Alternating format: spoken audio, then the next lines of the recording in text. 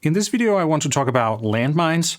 A number of countries have announced that they are leaving the Ottawa Treaty that bans the use of anti-personnel mines, and this has created quite a debate. But I think there is a misunderstanding of what landmines are, why they are important in warfare, and what the problem is with landmines. So let's talk about it.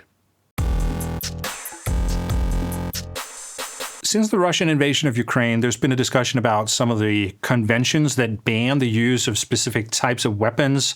Most recently, Finland, Estonia, Latvia, Lithuania, and Poland have announced that they are withdrawing from the Ottawa Convention, which bans the use of anti-personnel landmines.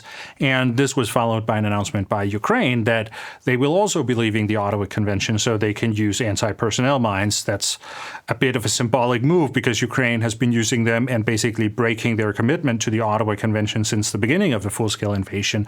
But that also goes to show some of the problems with this convention. Landmines are an important weapon, and perhaps the biggest shortcoming in all this is that Russia has not signed the Ottawa Convention, and it creates an asymmetry when one side can use these weapons and the other side can't. I want to start by quickly explaining the background. When we're talking about mines, then landmines are, of course, used on land as opposed to naval mines that are used at sea. And there are essentially two different types of landmines.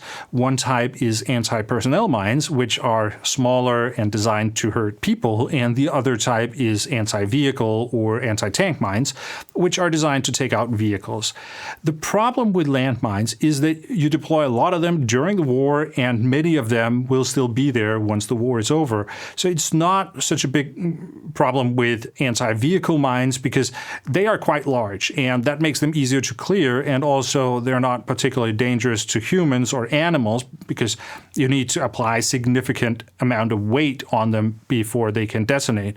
But anti-personnel mines are a big problem because they will be scattered around in nature, and they will be hidden and designed to be triggered by a human who passes by that landmine. And this has meant that historically, many civilians have been hurt by landmines that were left after the war was over but were still active. And this led to significant work and a big movement in the 1990s about achieving a global ban on anti-personnel mines to avoid these cases. The anti-landmine agenda was very strong in the 1990s. And for example, Princess Diana was very engaged in this issue. And it culminated in 1997 with the Ottawa Convention. And this convention states that countries that have signed it cannot use or stockpile or produce or transfer anti-personnel mines. So that's a bit about the history and why it might be a good idea to have a global ban on anti-personnel mines. Now I'm going to turn to why the Ottawa Convention is then also problematic and why we see countries withdrawing from it and why it's probably also a discussion that more countries actually should be having. The first problem is that the idea of a global ban on a specific type of weapon is good if it is actually global. The problem is that if only some countries sign the treaty, then it undermines the whole idea and it creates an unfair advantage for those countries that don't. And the countries you might say are the bad actors in this are those that don't enter it in good faith, and they are rewarded for that bad behavior. In the case of the Ottawa Convention, then none of the major military powers in the world have signed it. Russia has not signed it. The United States has not signed it. Neither have China or India or Pakistan or Iran. None of these countries have signed the Ottawa Convention. So we have ended up in a situation where the strongest military powers insist on continuing to use anti-personnel mines, whereas the weaker military powers have agreed not to use them. And that is, of course, an asymmetry that is not sustainable when the stronger power then invades the smaller one, as in the case of Russia invading Ukraine. The second problem is that there's been a lot of technical development on how landmines work since the Ottawa Convention was signed. Many of the problems that led to the debate about landmines back in the 1990s are not really present with modern landmines, or at least they don't have to be if the countries that use them make sure to buy landmines with safety mechanisms. What created the uproar about anti-personnel mines back then was not really how they were used in war, but the fact that they were left all over the place when the war was over. So civilians would be hit when they accidentally stepped into a minefield that they did not know was there. But today you can solve that problem technically by designing the landmine in a way where it disables itself after a set period of time. So, for example, you could have a small battery inside the mine, and once the battery runs out, it doesn't work anymore. Like, that would be a very simple way of ensuring that it only works for a couple of days or a couple of months, depending on the size of the battery. So once you start having landmines with those kinds of self-neutralizing features in them, then the whole point of the Ottawa Convention actually starts becoming rather difficult to see, because the problem that the Ottawa Convention was designed to solve doesn't exist anymore. On the contrary, and this is the third point, the technical developments have actually meant that the utility of anti-personnel mines has been expanded since the 1990s. With the development of unmanned systems, mines will get a new role on the battlefield where they will be used much more actively. It used to be that to lay a minefield, you would have to send out people somewhere and place the mines, and that means that it was something you would do well in advance of the enemy approaching so that the minefield could be prepared and you could lay the mines without putting your soldiers in danger, or maybe you could shoot out some mines in an area with a special artillery grenade that was designed for that, but that was not super precise. In the future, we will have unmanned ground vehicles that can lay mines, and that means that it is something that you can do much more dynamically on the battlefield. We're in fact already seeing this being implemented in some places in Ukraine. And this means that you can begin thinking about mines not as just a defensive weapon that you can use as a barrier against enemy attacks, but also as something that you can use offensively to support your own attacks. The military commander can, during the planning phase of an attack, decide that it would be really smart to have a barrier over here so that our attacking forces are not suddenly facing the enemy that has come around from the side.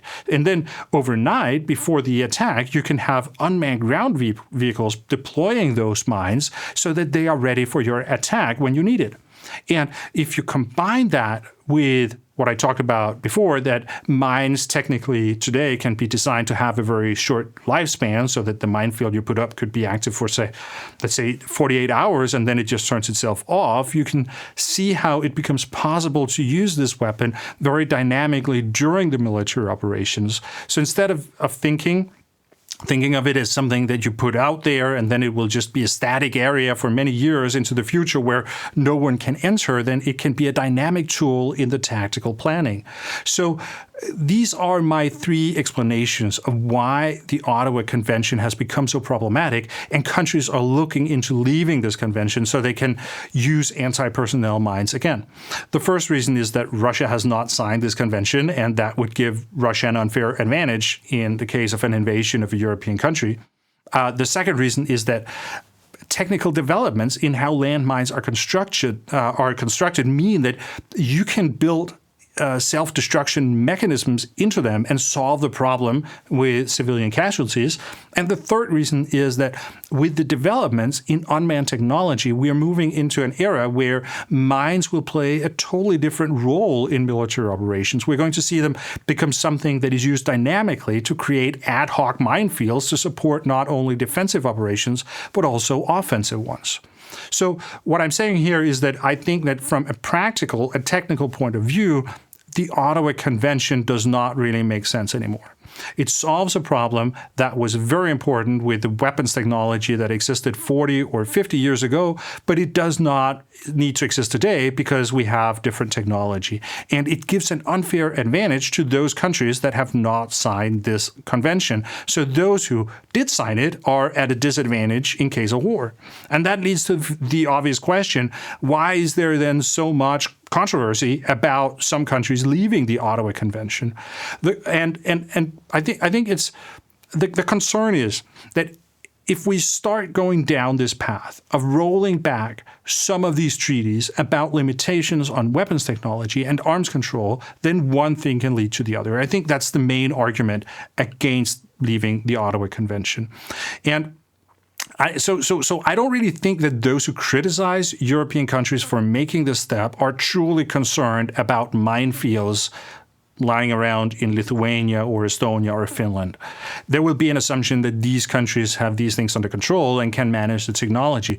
But the concern should be seen in a bigger perspective. It's about what kind of signal this sends and what it can incentivize other countries to do. And suddenly some of those significant victories that were made in terms of achieving international agreements about arms control are at risk of being rolled back. So more countries may leave this convention on anti-personnel mines. And if this convention is up for debate, why not other conventions? So it can suddenly lead to discussions about other weapons types as well. I think that is the big concern about all this and why it's so controversial that a number of European countries have now taken this step. These arguments against leaving the Ottawa Convention, I think they're valid. I think we're living in a time when international law and international cooperation are under pressure, and that is concerning. So I do think this argument of a slippery slope, it does have validity. And it's an important discussion that we need to have about how we can preserve as much as possible of these things that have also done good for humanity. But at the same time, I think it's important in all this that we don't get into a framing of this discussion where the whole discussion about anti-personnel mines and also other weapons systems such as cluster munitions for that matter, that it becomes a question of there being somehow a morally superior position, that the morally right thing to do is to stick to our principles and stay in the convention.